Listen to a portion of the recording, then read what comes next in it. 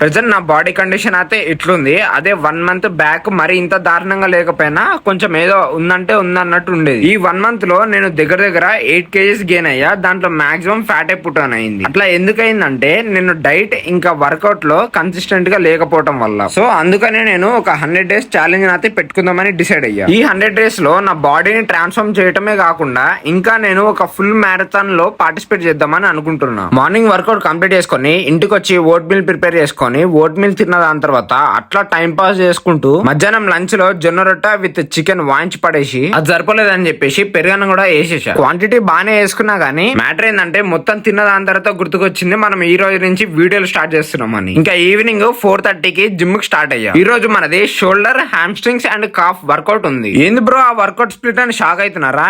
ఏం లేదు మామ, నేను కూడా రీసెంట్ గానే యాడ్ చేసుకున్నా. దీని వల్ల ఏమైనా బెటర్ రిజల్ట్స్ వస్తే మీకు ఖచ్చితంగా వర్కౌట్ స్ప్లిట్ ని ఎట్లా డిజైన్ చేసుకోవాలో చెప్తా. వర్కౌట్ కంప్లీట్ చేసుకుని ఇంటికి వచ్చి బ్రెడ్ ఆమ్లెట్ వేసుకొని వేసేసా. ఈ రోజు కథ ఏంటే, మళ్ళా రేపు కలుద్దాం. బాయ్.